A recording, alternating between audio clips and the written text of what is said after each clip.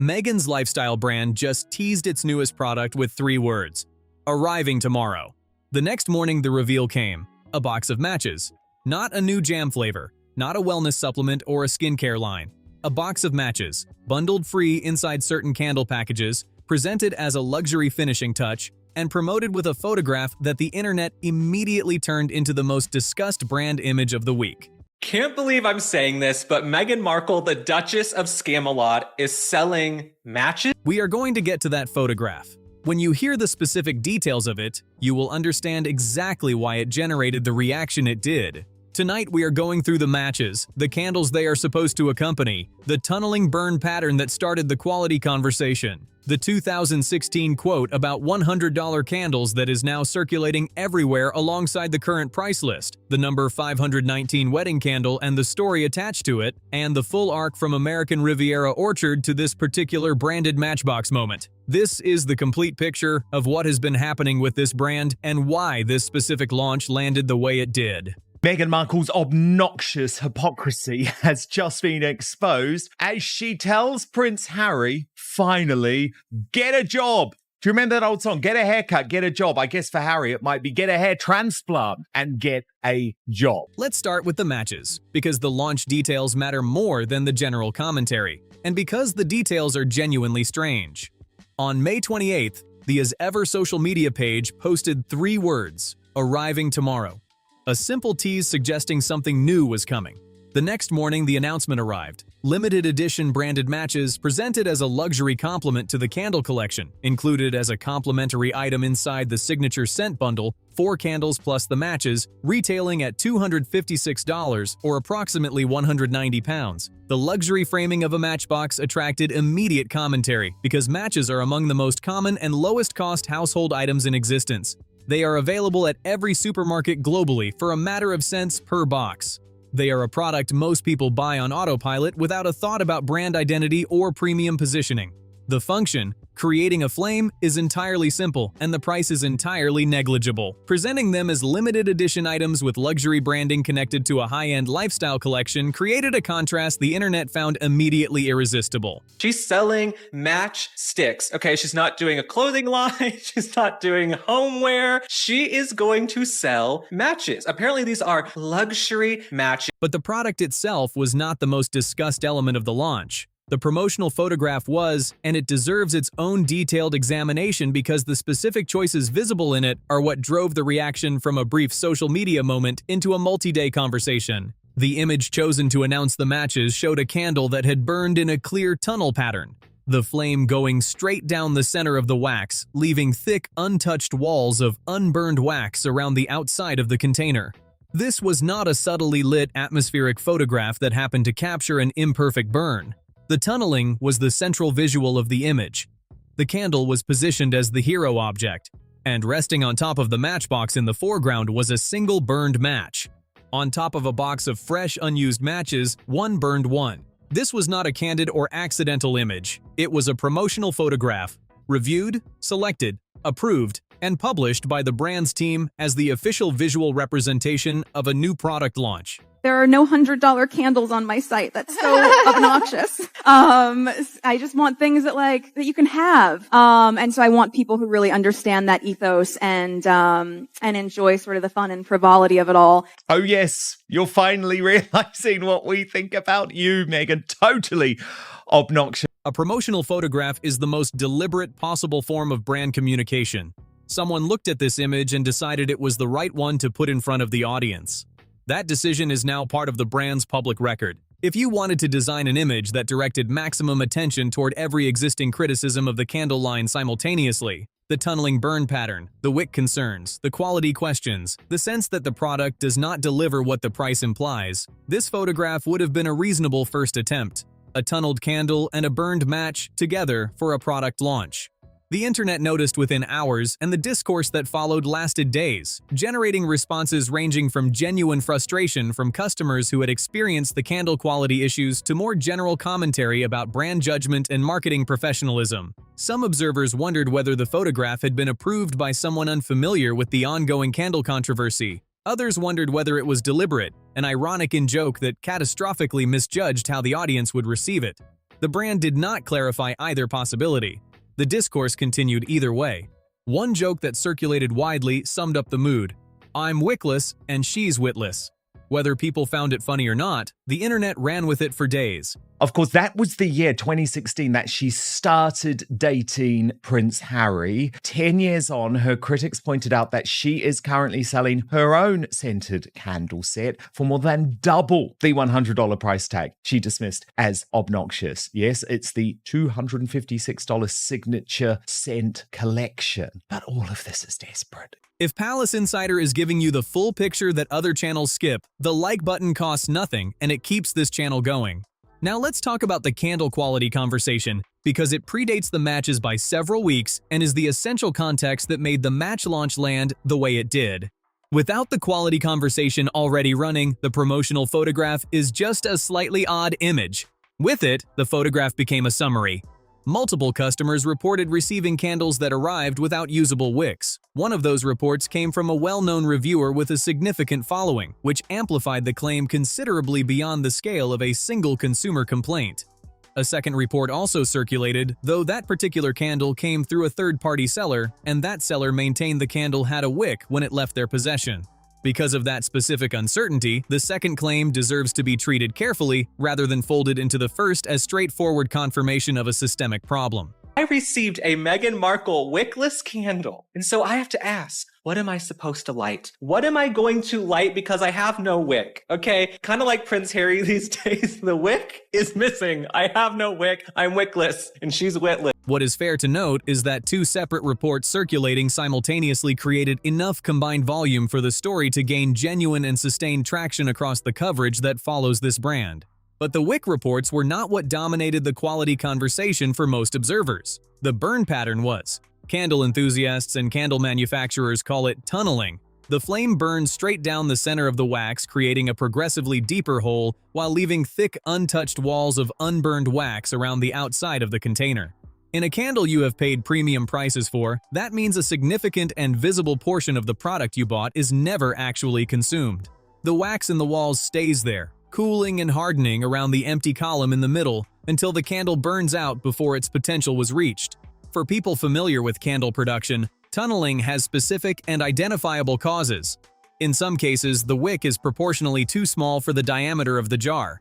It cannot generate enough heat to create a melt pool that reaches the edges on the first burn, and once the channel is established, the pattern tends to continue. In others, the wax blend does not distribute heat evenly enough for a consistent and complete burn. Neither cause is a hallmark of premium candle manufacturing. High-end candle producers invest specifically in avoiding tunneling because the burn pattern is one of the clearest visible indicators of whether a candle is well made, and customers in the luxury market expect a clean, even burn that uses the full product they paid for. I'm not going to believe what happened when I opened the box, when I got back.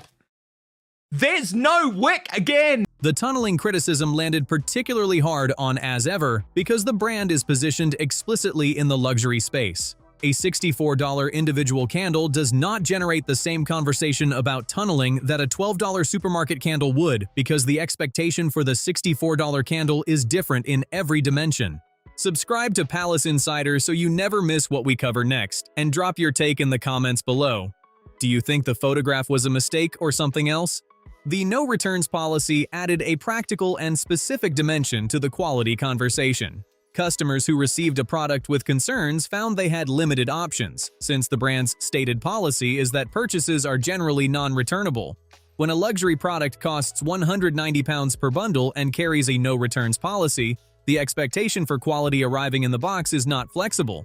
You are paying premium prices with no safety net if the product does not meet those expectations. Limited edition matchbox you can only get by buying the bundle. £190 in the UK, $256 in the US. The gap between what the price implies and what the reported experience delivered was where much of the frustration was located, and the no returns policy meant customers had nowhere to take that frustration except online.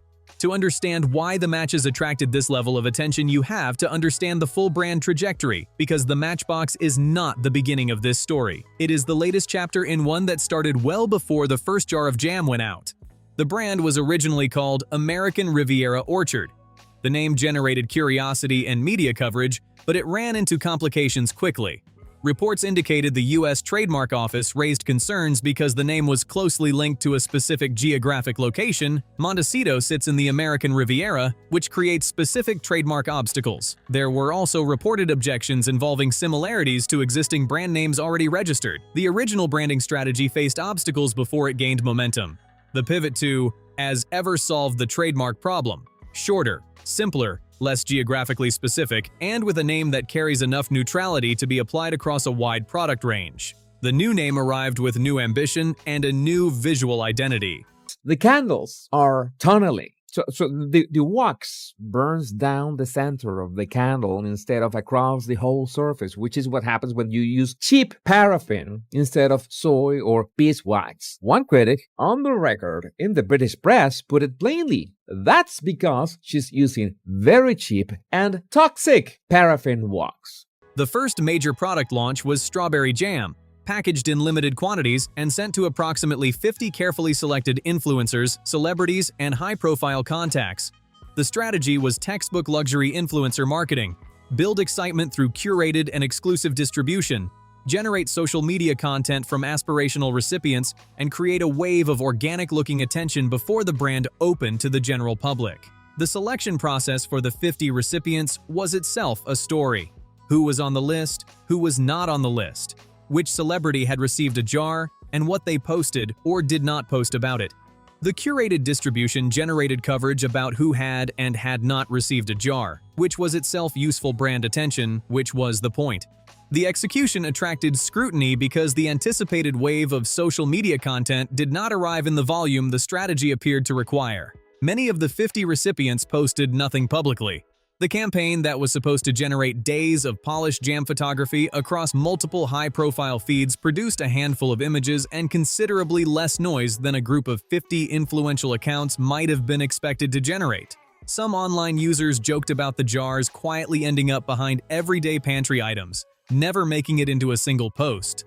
Those comments were jokes, but they reflected a genuine observation that the conversion rate from gifted product to public promotion was lower than the strategy implied. The nickname Scam Jam entered circulation during this period. To be precise, that label was internet commentary and an expression of frustration and dissatisfaction, not a factual finding, legal conclusion, or proven claim. What it captured accurately was the mood of a section of the audience that had expected more visible enthusiasm from the rollout and had received less than expected. The larger observation from that period was about strategy, rather than about jam specifically. The brand appeared to be operating on the assumption that Meghan's public profile and her network of high-profile contacts would convert reliably into visible brand enthusiasm, and that strong marketing framing would be sufficient to transform everyday household products, jam, honey, tea, candles, into luxury desirables. Those are reasonable assumptions for a celebrity lifestyle brand to begin with. What the jam rollout provided was the first test of whether those assumptions would hold in practice. The answer was less clear than the launch strategy had implied.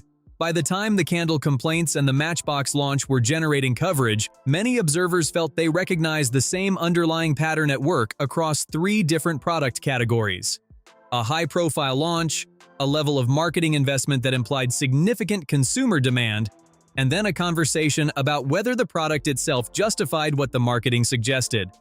Now let's talk about the quote, because it is one of the most specific and most frequently circulated pieces of context in the entire As Ever conversation. In 2016, Meghan appeared at a conference in Atlanta while promoting her lifestyle blog.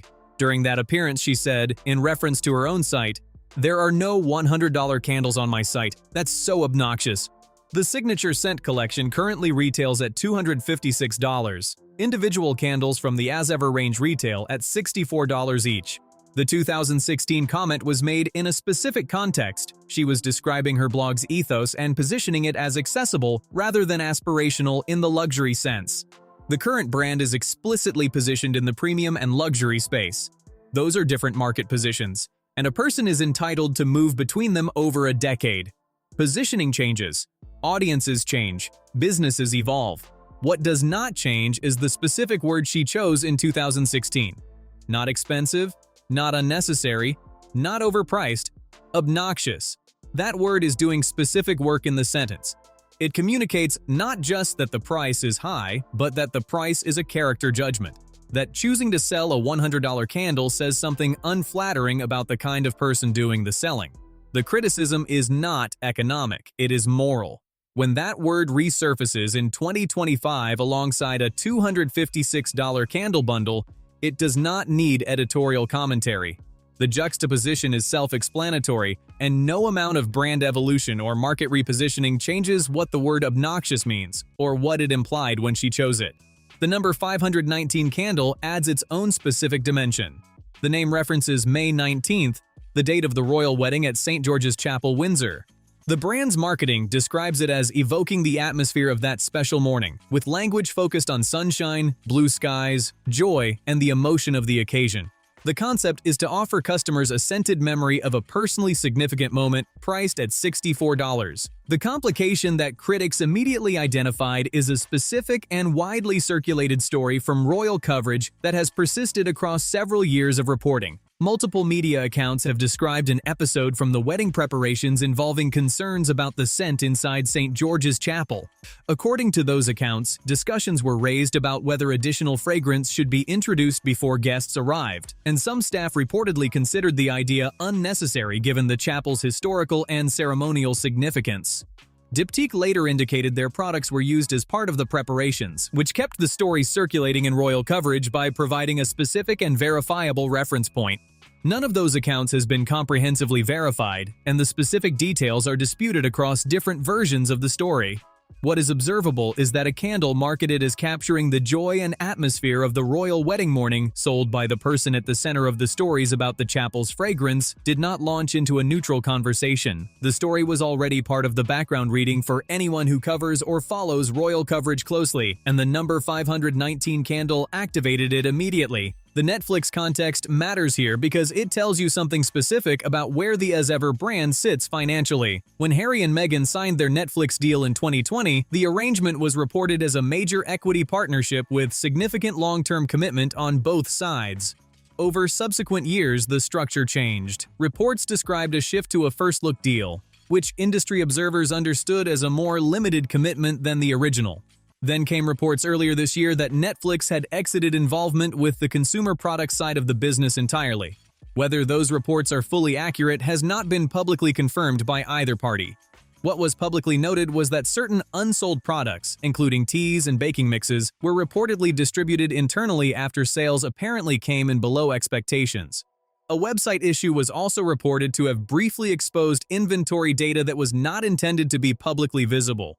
The specific details of what that data showed were disputed, and the full picture remains unclear. What the episode did was give an already skeptical audience a specific focal point for asking questions about the relationship between the brand's sellout announcements and its actual inventory levels. Here is the specific question that observation generates. If demand consistently and dramatically exceeds supply, why include complementary matches inside candle bundles? Why add an incentive to a purchase that does not need incentivizing? Companies add complementary items for legitimate reasons: brand building, customer experience, product presentation. But the specific logic of the gift with purchase strategy is that it encourages purchase by adding perceived value. That logic applies most clearly when purchase needs encouraging. When genuine demand dramatically exceeds supply, purchase does not require encouragement. The two signals, consistent sellouts and added promotional items, do not naturally sit alongside each other, and observers who were already asking questions about the sellout narrative found the matchbox a useful new angle from which to ask them again. The Harper's Bazaar quote adds a final layer. Meghan said in that interview, "The moment that you start making all of your personal decisions based on external judgment, then you lose your authenticity." The quote attracted immediate response because lifestyle brands are built almost entirely around external perception. The curated photography, the aspirational imagery, the carefully crafted brand identity are all in direct service of how an audience sees and responds to the product. External judgment is not a threat to a lifestyle brand. External judgment is the mechanism by which a lifestyle brand either succeeds or fails. The quote and the business model are in tension, and the tension was noted. The Bloomberg interview remark about nude tights, that wearing them had felt inauthentic during her working royal years, attracted attention for a different but related reason. It placed a very specific item of clothing at the center of a conversation about authenticity and personal expression. Commentators comparing that framing with the current brand, its luxury pricing, its royal title usage at public appearances, its careful presentation, found material for the same observation that the accessible, anti-pretension image associated with earlier Meghan is a long way from where the brand is currently positioned. The Matchbox did not create that gap. It did not create the quality questions or the Wick reports or the tunneling controversy. It did not write the 2016 quote or name the number 519 candle or attach the chapel fragrance story to the brand. What it did was provide a single, very photogenic object, a burned match resting on a box of new ones next to a tunneled candle that gathered all of those existing threads into one image. That is why the launch generated the response it generated. Not because matches are inherently outrageous or because branded merchandise is unusual. Because the photograph said in one frame everything the ongoing conversation had been trying to say in thousands of words across weeks of coverage. This is not a small startup trying to find its footing with limited resources and an unclear market position. Meghan has access to experienced brand advisors, marketing professionals, media expertise, and a public profile that most entrepreneurs would spend years trying to build. The product line is not being built by someone learning the industry from the outside. It is being built with professional infrastructure and professional guidance. That is precisely why the expectations are higher, and precisely why each misstep generates more commentary than a comparable error from a smaller brand would. The Harper's Bazaar quote adds a final layer worth examining. Meghan said in that interview, "The moment that you start making all of your personal decisions based on external judgment, then you lose your authenticity." The quote attracted immediate response because lifestyle brands are built almost entirely on external perception. The curated photography, the aspirational imagery, the carefully crafted storytelling, the brand identity are all in direct service of how an audience sees and responds to the product.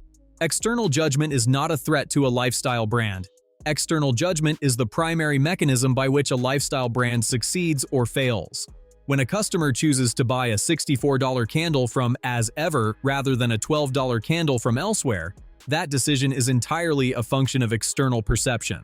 The quote and the business model are in attention that the audience noticed and commented on at length. The Bloomberg comment about nude tights attracted attention for the same underlying reason.